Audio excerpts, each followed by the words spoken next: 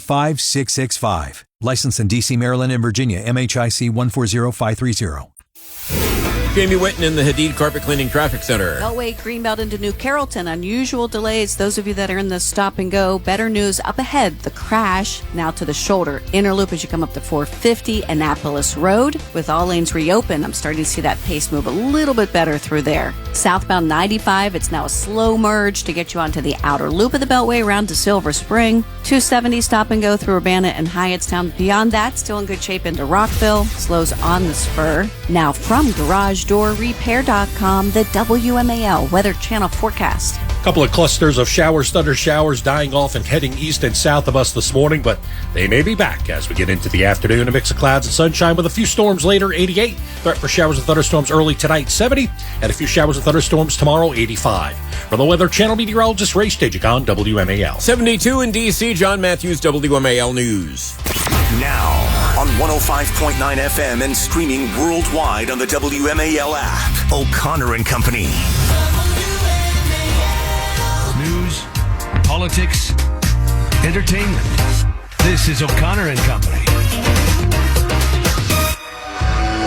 And this is our flagship station, WMAL, in Washington, D.C. Heard coast to coast now, O'Connor and Company. Also streamed live, video stream. Anywhere you get your video streaming.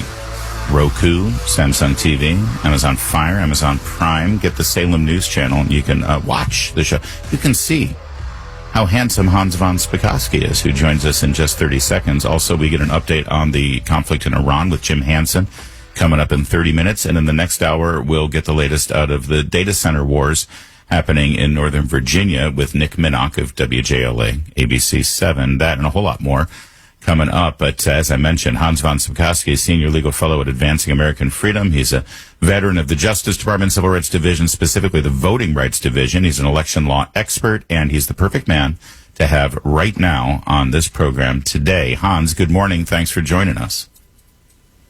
Well, sure. Thanks for having me on. I thought of you immediately when I heard this story coming out of New Jersey because it's got Hans von Spakovsky written all over it. First of all, the word from the governor is that people were registered to vote when they went to the Motor Vehicles Agency in New Jersey, and 6,500 of them were told, at least, affirmed that they were not citizens, but also said they wanted to register to vote. And then the governor says that a software error didn't catch that and allowed all of those people to be registered, even if they said they weren't citizens. Now, I know what a fan you are of Motor Voter and the DMV being involved in this process anyway, but why don't you dissect what the governor said here and what sticks out to you? Well, let's mention that she had to admit 400 of those people voted, although she tried to downplay that as if it wasn't any big deal. I can tell you that I was in a meeting with state legislators last week down in Florida, including folks from New Jersey, and they were saying they have local elections there decided by a handful of votes all the time. Yeah. But look, the software company who's been doing this work for New Jersey for decades said this was not a software problem. This was a problem inside the New Jersey DMV. And the key thing here is if anybody thinks this is the extent of the problem, look, these are people who said, I'm not a U.S. citizen. How many aliens lied on the form and said, I am a U.S. citizen and are still registered to vote and voting in New Jersey? We don't know the answer to that question. Yep. And simply asking someone to prove that they're a citizen when they check that box would alleviate this problem. That's what the SAVE Act would do, or the provisions that are currently sitting at the Senate. Hans, I made the comparison last week, but you tell me if I'm wrong. If I file my taxes using, TurboTax or any other software that's out there, and there's some error or mistake in my tax return, when the IRS comes knocking, they're not going to buy the software glitch argument. I can say, listen, TurboTax did this. They screwed up. IRS isn't going to care. So even if you take their argument that this is a software glitch, which it's not, doesn't somebody have to be responsible for this? Somewhere along the line, laws were broken. Oh, no, there's no question of that. And, typical of New Jersey and, frankly, the governor.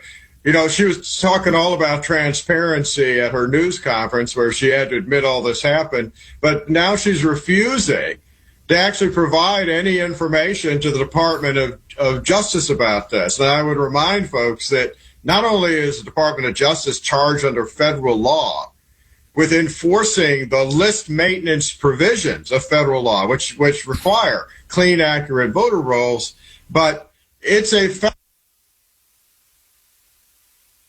or vote if you're an alien. So DOJ. All right, we're having some trouble with Hans. His audio is dropping, so if we can reset that connection, that would be fantastic.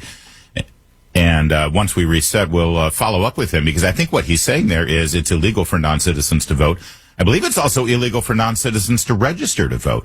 So these people should go to jail. They should face consequences. And if they're in the country legally and they registered to vote, even registered to vote, they should face deportation. And Hans is right. New Jersey shouldn't get any kind of credit for being transparent or open and forthcoming and putting this out there if they then refuse to hand over the evidence to the federal authorities, who can then prosecute these people for breaking our laws. Democrats are always grandstanding, saying, oh, we don't need the SAVE Act, and we don't need voter ID, and we don't need to go through our voter rolls to see if non-citizens are registered, because it's already against the law. We don't need any new laws. We've already got the laws. But here we know 6,600 people have violated that law, and they're trying to protect them.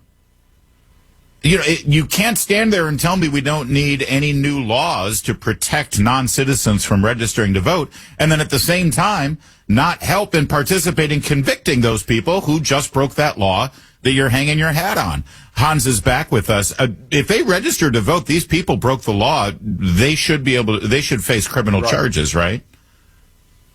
Well, I agree. But look, the other big problem here is New Jersey is one of the blue states that refuses to actually verify citizenship. They have the ability now to access the Department of Homeland Security's database. It's called the SAVE system. And a lot of red states are actually checking that system. Florida, for example. New Jersey refuses to do that. So again, if an alien basically lies on the form and says, yes, I am a U.S. citizen, they'll register them to vote. And anybody who thinks that kind of thing's not happening, I'd remind them of the illegal alien who ended up being a school superintendent in Iowa, right? Who was registered to vote in Maryland because he said, I'm a U.S. citizen. Yeah. And that the only way you can go back and check that, because none of these databases, you would think you could take the voter roll database and cross-check it against DHS, immigration, naturalization. No, none of those systems overlap. None of them talk to each other. The only way to really prevent this from happening is to do exactly what SAVE suggests, which is prove citizenship when you register, right? Right. Yeah. Right. So, That's I mean, right. Look, anybody... Go ahead. Well, I was just going to say, anybody who thinks, oh, that's just too much to ask, you should ask them, do you have a job? Because if you do, when your employer hired you, you had to prove your citizenship. That's federal law right now. That's right. That's the I-9 form, and it's been in place since the late 80s, early 90s. Right. The other interesting thing here is that we're looking at a showdown in the Senate. Two of the provisions of the Save America Act have now been embedded into the reconciliation package. It's tied to funding for the states to implement any procedures that might be needed for the voter ID and the photo ID provision, as well as the citizenship provision. What do you make of how this is going to work its way through the Senate? Mike Lee and Rick Scott have already said that they don't give consent for a recess until this is done on a roll call basis. John Thune seems to be sort of stuck between a rock and a hard place on this. Does he have a way out? Well, they need to convince Lisa Murkowski to change her mind. You know, she had a opinion piece in the Wall Street Journal trying to excuse her defiance in this issue and her saying she's not going to vote for the SAVE Act. Almost all the claims that she made in that op-ed were wrong. She made all kinds of claims that it would keep people from voting in Alaska that just aren't correct, and clearly she's misreading the statute. So part of the issue here is convincing her that she's wrong on this issue and getting her to vote the right way. What's the next shoe to drop, though, in this New Jersey story? You suspect other... I mean, I'd love California to show up, because if 6,600 in New Jersey, and I think it's bigger than that, it's got to be in the six figures, if not more, in California, I would think. Don't they do automatic voter registration there? They do. They do automatic voter registration, and they expect the voter, after they've become registered, to contact officials and say, oh, you shouldn't have registered me because I'm not eligible. But not only do they do automatic voter registration for driver's licenses, but keep in mind, they provide driver's licenses to aliens who are in the country illegally. So I have no doubt the numbers, as you say, in California are huge, of aliens, both legal and illegal, who are registered to vote. Real fast here, Hans, there's this, what they're calling a rogue Clinton judge, Patty Saris, who is defying the Supreme Court. Supreme Court said the president can lift temporary protective status for those in the country legally, and now this judge is stepping in the way. That's pretty unorthodox. Can the Supreme Court punish her? Well, what they ought to do is immediately overrule her. And quite frankly, they need to refer her for, I think, disciplinary proceedings in her Circuit Court of Appeals. It's just open defiance of a Supreme Court decision. It's like it's upending Marbury versus Madison, basically. Yeah, it is, but she's not the only one. We have all these judges across the country, mostly Biden appointees, some Obama and others, who've been defying the Supreme Court for the past year and a half on all kinds of issues. Hans, always great to talk to you. Thanks for bringing the heat. Always appreciate it. Have a good one. Thanks for having me. That's Hans von Spakovsky, boys and girls, and he knows his election law. He, of course, the senior legal fellow at Advancing American Freedom. Got a little bit more on the SAVE Act and an extraordinary claim that it is partisan, coming up in a moment. You've probably heard all those ads for life insurance. Just a few dollars a day, apply online in minutes, no medical exam. Simple, easy, and cheap, right? Now you're thinking, maybe I should get a quote. Well, smart thinking. Everyone should have life insurance. But here's what they don't tell you. Those few dollars a day rates, they're for young people in perfect health. That's why everyone calls Big Lou the 50 to 60-year-old not-so-perfect candidate. Like you. You take prescription meds and you're overweight. Winner, winner, fried chicken dinner. Well, Big Lou works with life insurance companies that want people like you with no surprises after you apply. In fact, if you're a 50-year-old guy with a few health glitches, Lou could probably find you $1 million of term life coverage for about $200 a month. So yeah, you need life insurance. But unless you're young and healthy, you gotta call Big Lou because he's like you, older, heavier, and on meds too. Get a quote right now at 800-555-2085. 800-555-2085 or biglou.com. We all hear the radio ads about the IRS. They tell you to be afraid, to be scared, and they try to frighten you into calling. I'm not here to do that. Tax Relief Advocates is different. TRA is here to tell you that if you owe money to the IRS, whether it's $5,000, $50,000, or $500,000, we have a solution. It doesn't matter if you're sitting in your car, at work, or with your kids. No matter where you are, call now. 800-575-6745. Don't lose hope. TRA can eliminate or reduce what you owe to the IRS. Generous programs are now available that can give you a fresh start. Our passion is taxes and helping individuals fix their IRS problems. We have over 1,000 5-star reviews on Google and an A+ with the Better Business Bureau. You don't need to be afraid of the IRS any longer. End your tax nightmare today by visiting us online at TRA.com or call 800-575-6745. That's 800-575-6745. Tax Relief Advocates. Real solutions for real people. Now let's check in with Jamie Witten. She's in the Hadid Carpet Cleaning Traffic Center. Monday morning, our early trouble spot on the Beltway has been in New Carrollton. The crash inner loop at 450 Annapolis Road. They have moved everything over to the right shoulder. With the tow truck, they might need to block or crowd that right lane again, so we are still below speed, those of you pushing through that stretch of the Beltway. We have a lot of our normal Beltway delays in place, such as Outer Loop 95 to Georgia Avenue with southbound 95 slows merging into that backups. No problems to report Baltimore Washington Parkway or George Washington Parkway. 66, here we go, slowing through Manassas and starting to see some of that volume heading into Fair Oaks. Now from GarageDoorRepair.com, the WMAL Weather Channel forecast. A couple of clusters of showers, thunder showers dying off and heading east and south of us this morning, but they may be back as we get into the afternoon. A mix of clouds and sunshine with a few storms later, 88. Threat for showers and thunderstorms early tonight, 70. And a few showers and thunderstorms tomorrow, 85. For the Weather Channel meteorologist Ray Stajic on WMAL.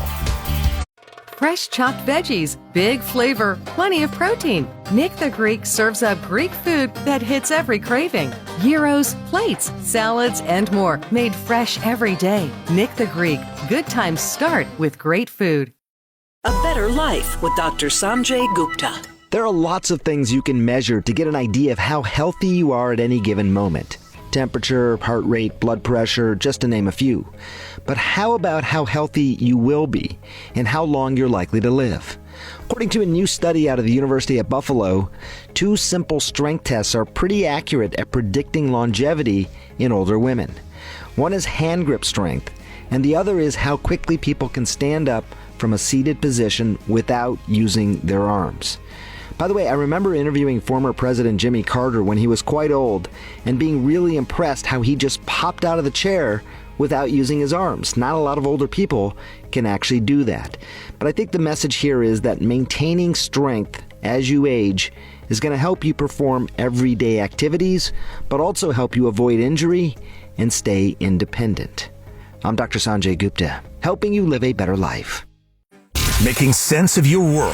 I agree with you 100%. News Talk 105.9 WMAL. There's a lot of us out there.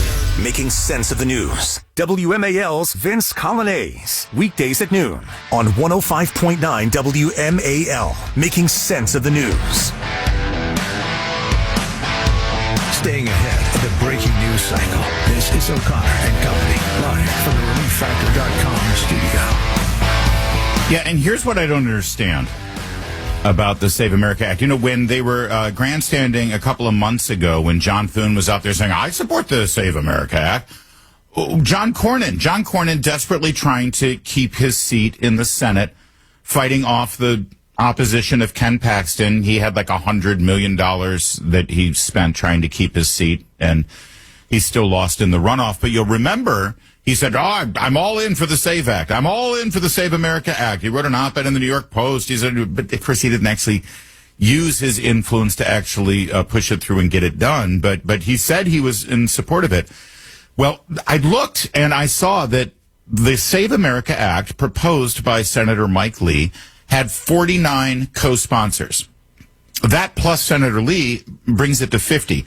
That's 50 Republicans in the Senate a couple of months ago who said that they would support this.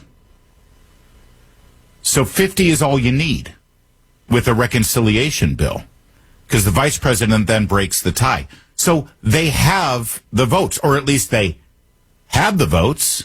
I mean, maybe they had some of these Republicans who said they would co-sponsor the bill, knowing that it wouldn't reach the 60 vote threshold for a filibuster. So it was, it was a no-brainer for them to say they sponsored it, but knowing that it wasn't going to go anywhere. So they get credit for being in favor of it, but then they go back to their state and say, well, I did what I could, but we've got that darn filibuster. Well, they don't have that excuse this time. And so I'm very confused as to why this wouldn't go through. Mitch McConnell, Susan Collins, Lisa Murkowski, those were the 3 Republicans who did not co-sponsor this bill. But the rest of them are all on board. That gets them 50. So what's the problem? Good question.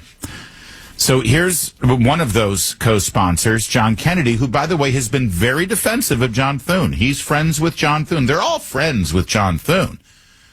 But funny thing about a friendship, a friend who doesn't actually do what you need him to do when you really need him, It's not really a friend. He's sort of exploiting your friendship. And it looks like some Republicans' patience is wearing thin. Now, John Kennedy is a gentleman, a Southern gentleman at that, from Louisiana. So he's not going to be too abrasive in his criticism of his friend. But here, take a listen. First, take note of Margaret Brennan's Face the Nation question, which is just a hoot. We'll comment on the question first, and then you'll hear John Kennedy's answer. Go ahead.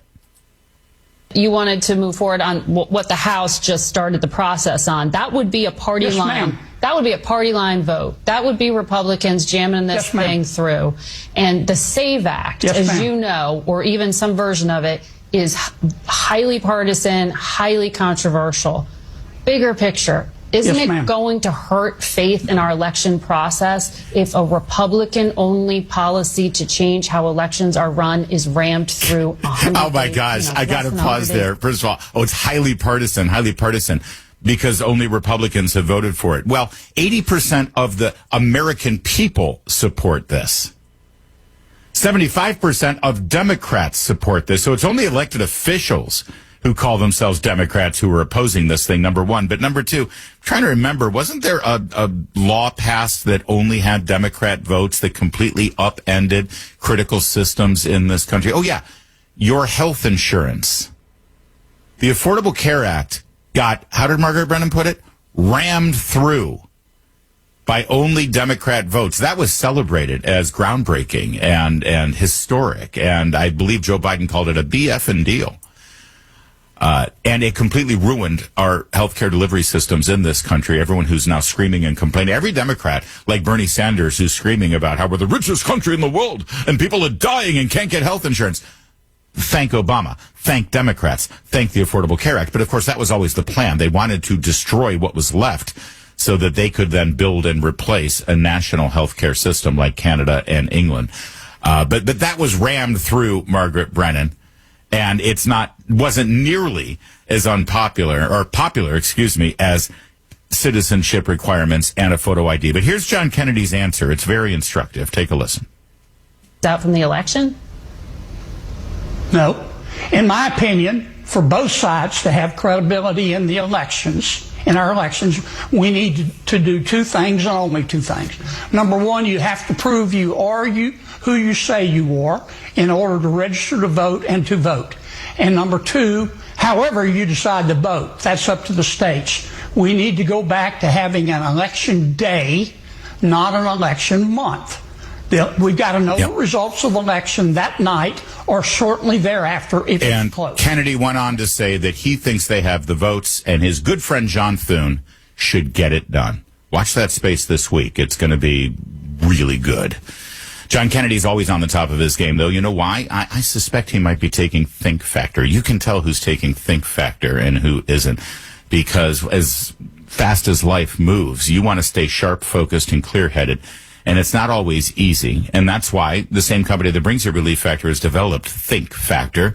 It's made to help you think clearer, perform better daily, and it's a powerful blend of nutrients that unlock mental clarity and precision, nurture your memory, and boost your attention. I lost my father last year, and he suffered from dementia for the last 5 or more years of his life, actually. So I've been keenly looking at wanting to stay sharp and keep my memory supercharged. I love Think Factor. That's what it does for me, and it'll do the same for you. Your first bottle, $19.95. Just call 800-4RELIEF or go to relieffactor.com. WMAL-FM, Woodbridge, Washington, a Cumulus media station. Making sense of the news. News Talk 105.9. News now. WMAL News at 7:29. Good morning. I'm John Matthews. 3 people dead, several wounded after a shooting at a Seattle food festival last night. Police say gunshots rang out at the Bite of Seattle, just a block from the Space Needle. 2 people died on scene. Another died on the way to the hospital. 4 others, including a child, were injured. Authorities say 2 people were believed to be shooting at each other. One is now in custody. The other took off. The 3-day festival drew more than 350,000 visitors. 7 News' John Rogers. A pause in fighting in Iran as President Trump weighs his options. For the past 3 nights, the United States has halted strikes against Iran. Axios reports that the top U.S. military commander in the Middle East, Admiral Brad Cooper, recommended stopping the bombing campaign around the Strait of Hormuz because it has reached the limit of its effectiveness. Now, the White House is making clear that the military option remains on the table, but officials are giving diplomacy and intense economic pressure time to work. The U.S. naval blockade remains in effect, costing the regime hundreds of millions of dollars per day. Fox News' Trey Yings. D.C. residents, a high-stakes meeting today may have a lot to say about the price you pay for natural gas. The D.C. Public Service Commission is holding a hearing on Washington Gas's proposed $215 million pipe replacement plan, and the outcome could affect future utility bills for thousands of D.C. residents who are already facing rising energy costs. Now, there was a similar meeting back in December. That one was brought to a halt after protests interrupted it. 7 News' Melanie Hastings. The Dow futures up 576, NASDAQ futures up 417. Sports, the Nats get 2 home runs each from James Wood and C.J. Abrams. They beat the Diamondbacks 10-7. They're just a game out now of a National League wildcard spot. The Orioles fell to the Braves 3-2. Tonight, the Nats host the Blue Jays. They will face Max Scherzer on his 42nd birthday. Up next, traffic and weather on WMAL. Fresh chopped veggies, big flavor, plenty of protein. Nick the Greek serves up Greek food that hits every craving. Gyros, plates, salads, and more, made fresh every day. Nick the Greek. Good times start with great food. A Better Life with Dr. Sanjay Gupta. How often do you stop to wonder whether you should share something that's revealing, maybe even embarrassing, with a partner, a friend, or even your boss? In her new book called Revealing, The Underrated Power of Oversharing, behavioral scientist Leslie John says doing just that can help you deepen relationships that are vital to your life. We need people to trust us in order to get things like love, friendship, and career success. That's what she told us. When you make yourself vulnerable by revealing something sensitive, it does make other people trust you. In turn, when you ask someone to reveal something about themselves, showing that interest will generally lead someone to like you more. Why? Because people like to be asked about themselves, she says. It also signals that they are discriminating and choosy, but in a good way. I'm Dr. Sanjay Gupta, helping you live a better life. WMAL traffic, Jamie Whitten in the Hadid Carpet Cleaning Traffic Center. Arlington commuters, you can now use North Glebe Road, getting past Pershing Drive. Crews have cleared that crash. You are good to go. Leaving College Park, delays each direction on the Beltway. Outer Loop into Silver Spring, normal. Inner Loop, not so normal. Crash activity at 450 Annapolis Road had been moved to the right shoulder, but we may still have part of that right lane crowded, so do watch in that area. The westbound freeway slows as you merge off the 11th Street Bridge around toward Main Avenue and the Case Bridge. Now from GarageDoorRepair.com, the WMAL Weather Channel forecast. As we push on through the next couple of days, a couple of thunderstorms, may get a few this afternoon, otherwise sunshine. High 88 later, that storm threat late afternoon through this evening. And then overnight, coming mainly clear, 70 degrees. Few showers, thunderstorms tomorrow midday into the afternoon, high 85. For the Weather Channel meteorologist Ray Stajic, WMAL. 73 at Reagan National, John Matthews, WMAL News. Now, on 105.9 FM and streaming worldwide on the WMAL app, O'Connor and Company. There's always something in the news to talk to Jim Hansen about, and today more than ever, that box is checked because we're learning that the president was talked out of expanding a wider military strike against Iran over the weekend. A lot of conflicting stories out there about concern over the replenishment of our armaments and our supplies. The president still continues to believe, as he put it a couple of weeks ago, that there isn't the stomach with the American people to support a protracted conflict with Iran, certainly not an occupation force. So where do things stand now? Oil prices have begun to fall over the weekend. They had gone up to, I believe, $90 or so per barrel, nowhere near what we were told was going to happen, which was $200 a barrel when the war began. I think the highest it got was $120. And should we even be concerned about the wider economic factors when you're dealing with an existential threat like the Iranian regime? But there are those who would say that the president should just declare victory now. We've set them back decades, and let's just get back to the business of the United States of America. All right, so let's make sense of it all. Jim Hansen, president of Security Studies Group, and, of course, a veteran of the United States Army Special Forces. Good morning, Jim. Always good to talk to you, my friend. Good to be with you, Larry. So, am I missing anything here? That's sort of where we stand right now. When you saw the stories, how real do you think it is that part of the reason why the president didn't expand our military strikes against Iran was because we didn't have the capability of replenishing our own supplies and our armaments? I think there is a very small piece of it that is related to that. But overall, if we wanted to take them on, we could take them on in a way that made that irrelevant. So that's not the big reason. I think what's going on, and you see a little bit of this in something that I don't think got enough attention, was the deal with the Saudis about giving them nukes. Yeah. President Trump started his administration by going to Saudi Arabia, the United Arab Emirates, and Qatar. And he went there because he wanted them on board in case something had to happen with Iran. He also went to talk with them about Gaza and the Israelis. And he's got a larger plan, a grand strategy for the region that involves a rapprochement between the Gulf states and Israel, more of the Abraham Accords, and then also them policing their own neighborhood. And I think that is a bigger piece